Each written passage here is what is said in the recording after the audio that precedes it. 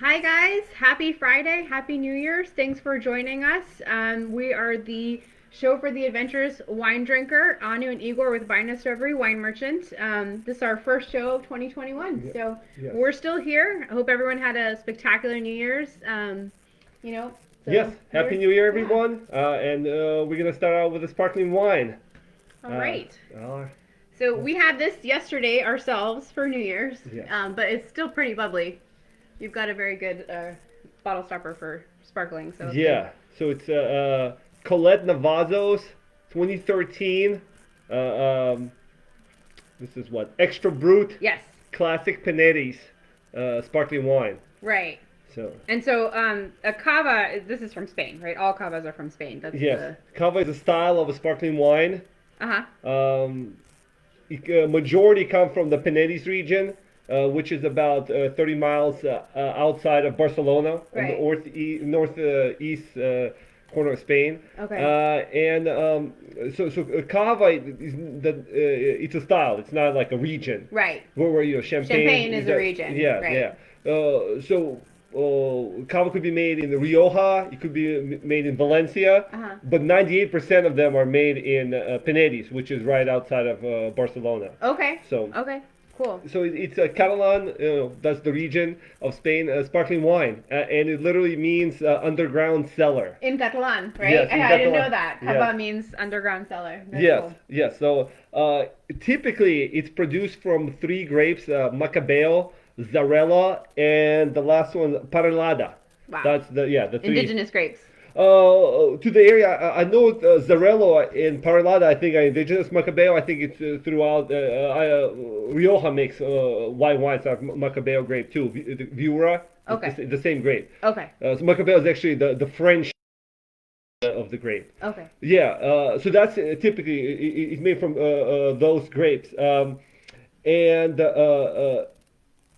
90% of the wines, Cava wines, are vintage dated. So this is a 2013. That's different from champagne, Yes, right? yes. So okay. In champagne, I don't know what the percentage is, but many champagnes they blend different vintages. That's why when you see NV, non-vintage, Okay. that means the champagne blend has been made from several different vintages. It could be like just recent examples that we had. I just was recommending the wine on one of the newsletters, and it was 2014, 2015, and 2016 vintages were blended together for Okay. that particular Okay. non-vintage blend. Yeah. So sometimes this one shows that it's 2013, but frequently they don't show it. But it's still 90% of vintage dated. Okay. And just like with champagne, aging, the longer you age the wine, the more complexity it gets. Right. So it ages on its ease. It gets bottle complexity. So Right. so just about all the time, aging the wine makes it a higher quality wine. Mm-hmm. So yeah, and you were looking up some things about the number of companies in Penedès Yeah, that well, produce hot cava. yeah, I saw that there were 300 different producers of cava, Yes. but only 10 of those produced and grew their own grapes to make cava. Yes. So Yes. most of them are sourcing grapes from other places that are growing basically growing the grapes, and they're buying the grapes to make the juice and make the cava themselves. Yes. So then that kind of made me think about, I've heard this before in Champagne. So they have Champagne, of course, that are made by the big houses, but then they Yes. have something called grower Champagne. Yes, So I thought maybe yes. you could talk about that a little Yes, bit. so grower champagnes, the same thing. So big houses, Krug, Bollinger, Roederer, a lot of their wines come from their estate, but probably much more come from growers that they work with. Yeah, they buy grapes from all over the different regions of Champagne, and then they blend them together. But recently, I think it's a relatively recent phenomenon. I don't know for how long, but a lot of the growers, instead of selling champagne to the big houses, they decided to bottle their own Yeah. sparkling wines, champagne. And a lot of the times they don't have the prestige or the name recognition, so they're not as expensive because champagne is one of the more expensive Right. wine drinks. Right. And so frequently you get really good Value. quality. Yeah, Yeah. and a lot of it, they take care of their own land. They know what's good. It's all estate fruit, Right. and they bottle it, and frequently you just get good values.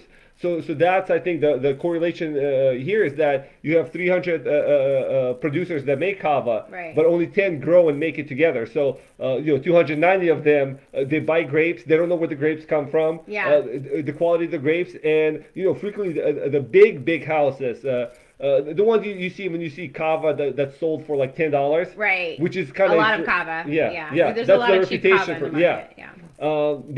They're mass produced from lesser known grapes, and frequently they taste their Like price it. point. Yeah. So yeah. Right. Um, so yeah, Okay. and then one thing I want to jump in, which was kind of interesting about this particular wine, is wanted to talk about dosage. Yes.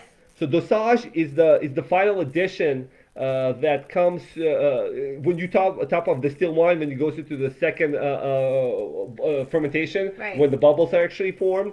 And frequently in the French call this topic of the wine, they call it liqueur d'expédition, Yes. I think, Yeah. which is a mixture of wine and syrup. So they literally like put syrup They add sugar to in it. that dosage, yeah. And one of the reasons because champagne naturally is so high in acidity Yeah. that even when you add sweetness to it, that it's still a dry wine. Right.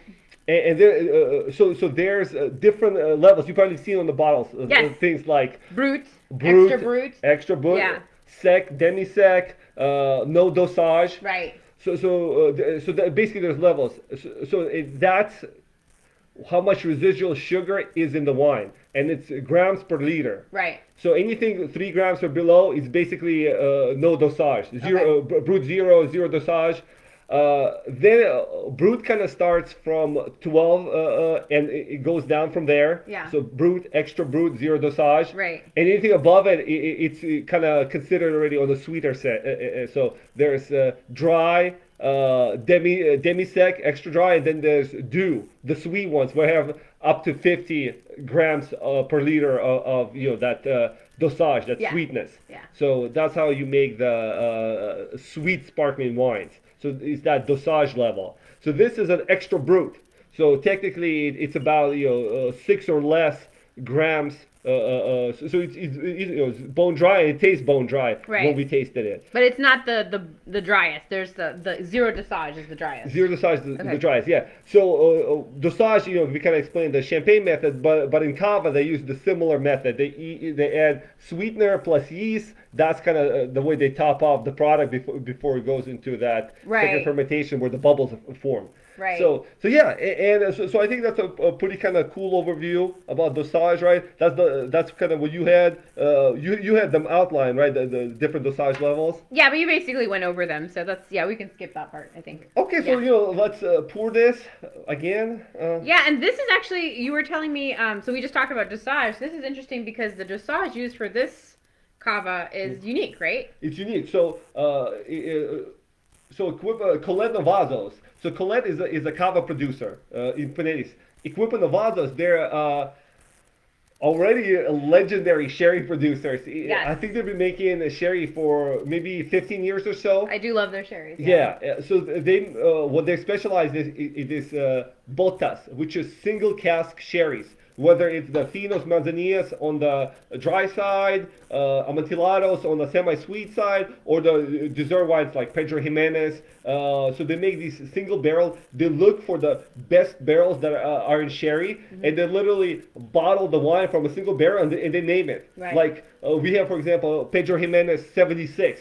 That means it came from a particular barrel, and that's it. Number 76. That's it. That's it. And Okay. it's finite numbers. The next numbers are going to be going higher and higher. Right. So that's kind of their process. And sherry is not a great seller, especially in U.S. Yeah, it's just not much of a market for it. I think people No, kind of underestimate it, think it belongs in grandmother's cabinet.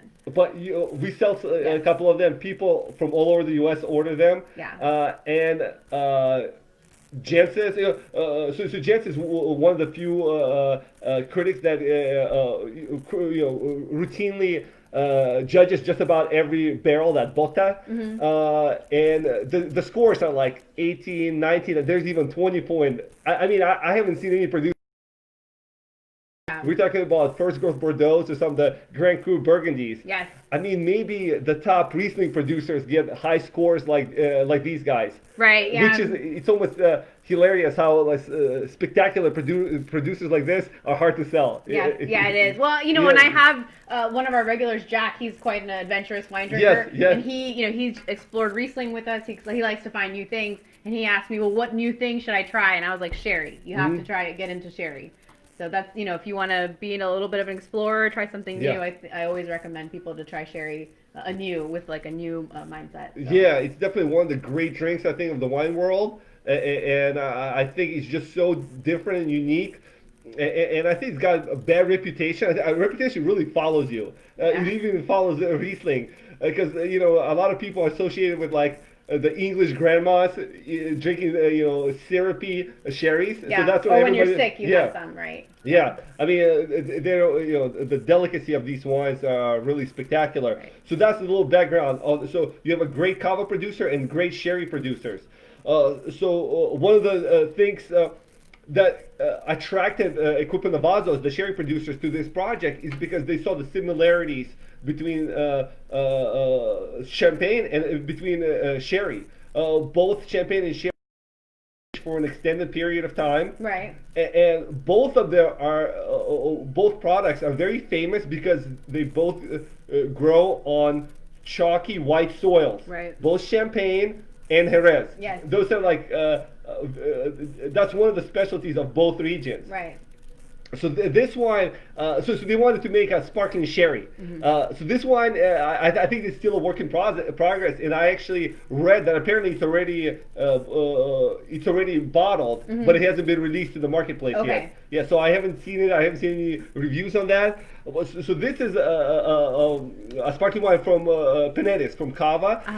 But the cool thing about it is they use the sherry as their dosage. Yes. Yeah, which is So very instead of unusual. the Yes. wine and syrup, they use cherry. Yes. Which is, yeah. So very that's cool. why we had that long explanation. Finally, we Yes, got there. yes, yes. Cool. So that's yeah, and they use manzanilla, which is a dry Yes. sherry for this thing, and yeah, it's very interesting profile. And I don't, I just retasted it. Okay, I haven't What had did you? Yeah. Yeah, I haven't Because had we it. tasted it yesterday, and we were surprised by the results.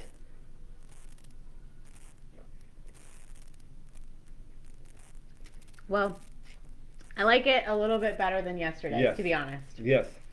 I don't Yes. know. And that was the surprising result. You had high accolades, and you had such great producers, and we were underwhelmed, I think, Yeah. by the results yesterday. Yeah. I'm not sure if we, it just needed a retasting, but I Yes. like it a lot better than Yes. yesterday. So yesterday, I was frankly a little bit disappointed because I know that this is an excellent producer. This wine got 95 points from Decanter. Yes. I know our favorite wine critic, Gentis Robinson, she gave it 17.5 points out of 20, which is a really high score. And honestly, last night I didn't like it. I think Yes. it was, Yeah. when I had it, I thought it was really one note. It had Yes. this kind of like orange rind flavor, and all I got was bubbles and orange rind, and I couldn't. Very extended bitterness on the finish. Yes. Very bitter, Yes. not in a very balanced way. But I think I like it a little bit much better today. Yes. Yes. Yeah. Okay. Cool. So a little creamier. Yeah, a little bit. Yes. So some of the notes, brioche, yeast. I don't really feel it, and the context is we just had like a spectacular Yeah. Blanc de Blancs 2 weeks ago, champagne, And I don't think even at this retasting it's in that class. No, Yeah, yeah, I wanted to say that I love this wine, yeah, yeah. but even now, even though it tastes better to me now, I wouldn't say that I really love I think that I was a little underwhelmed, which probably sounds weird that we're doing a tasting and I'm not No, no. talking up this wine. But yeah, we had that excellent Yes, champagne earlier, yes. and then I actually wrote down two other wines that I thought were better. I mean, we have Yeah. the. If you don't mind, can I talk about that No, a little no, yeah, bit? sure, Yeah, I sure. mean, because I looked at Jensis Robinson's tasting notes, and she had brioche, and she Yeah. had all these kind of notes on there, and I am still not getting that. So I just kind of was remembering the champagne we had recently, and I also remember we had the Night Timber Brut. That's the from England. That's Mm-hmm. sparkling wine from England. And I Mm-hmm. think the New York Times or somebody wrote a huge article about them. Yeah, well, we once again we heard it from Jensen, Yeah. but I think 2 years ago, Okay. New York Times had a bit Big thing on around, them. yeah, around holiday season. They were writing up how that's a great producer, and they're a spectacular producer. Yeah, so I really liked. We sell that Night Timber Brut. I always recommend it to people because it has also high accolades like 93 points Wine Enthusiast, 91 Decanter, 90 Robert Parker. Jancis gave it 17 plus plus, and I thought that wine was really good, like very Yes. nuanced flavors. It wasn't just bubbles in your mouth. And then so that was a New England wine, but I even went back. England, from England. From England, excuse Yeah. me, not New England. Yeah. But yeah, and then I was thinking about the cavas I had. So I know you sell a couple different ones, but I only Yeah. had one other cava at our champagne Yeah. tasting last year. I think And we our did a sparkling tasting, sparkling yeah, tasting, we were allowed to do actually in-person tastings. yeah, Yes. back in the day. Yeah. And I remember we had the Mercat cava, and I really liked it a lot. I thought it Yeah. was for the price point, which I kind of feel weird talking about that particular cava because it's $16.99, and there's so many It's affordable cavas out there, and I really wanted to like this one because I think that they're a great producer. But Yeah. unfortunately, I like the Mercat cava much better. So No, and that was a Brut Zero. So that was bone dry cava, and it's much cheaper cava, but it got like 92 points I think from Wine and Spirits magazine. So it was excellent wine for the price point. right, yeah. Yes. So it's much better than the mass-produced cavas that all the supermarkets carry. Right. Yeah, that was handmade from a smaller producer. It's just they made it at a great price point. Right. And I think that mostly I was having like a internal problem with not liking this cava. I wanted to like Yeah. this particular, the Navazos cava a lot more because it's an excellent producer. It got such high points. I really wanted to like it. It tastes to me it tastes significantly better today. Yeah. It's not as bitter on the end as it was yesterday. Right. It's Mellowed much out a little smoother. bit. Yeah. Yeah. I still don't feel like the yeasty notes that some of the champagne or the extended creaminess. The thing we didn't mention about this one, I mentioned that a lot of cavas are made from the three kind of indigenous grapes. Right. This is actually 100% Chardonnay based. Okay, so they are really They really tried to replicate, champagne with this Traditional particular method. bottling. Yeah. okay. So- No, I mean, I like it better. I would pair this. I mean, we do usually cuisines where the wine or cava is from. So, I mean, I think jamon, Yes. prosciutto, or like rich cheeses. That's Yeah. generally what champagne or sparkling wines go best with because they have that high acidity level. So fatty Yes, things yes. go great with it. Yeah, yeah. Yeah. Yeah. No, I think jamons and olives, that's a traditional Spanish appetizers, or tapas. So that's what does, they have their cavas and they have their little appetizers, and Sounds it's good. It's party time, Right. Yeah. Cool. Well, I don't have anything else. Do you have any kind of final thoughts on this one, or? Well, we want to taste something. Everything about this wine show its uniqueness. Yeah. The final palate, we didn't love it as much, I think, as the story would have kind of made us. Right, but you never know. I mean, I Yeah. I was really liking the Mercat Cava at the sparkling tasting Yes. last year, and I remember a lot of people were like, "No, that's way too dry for me." So, Yes. this might be for somebody, someone else. I mean, I preferred zero dosage usually. So, Yeah. No. Just I just have to keep trying something unique. That's kind of the model of our Right, store. yeah. To drink different, and this definitely is a drink different wine. So Okay, yeah. cool. All right, guys. Well, thanks so much for joining us. Take care, and we'll see you guys next Friday at our next show for the Adventurous Wine Drinker. Thank you guys. All right, Bye. bye.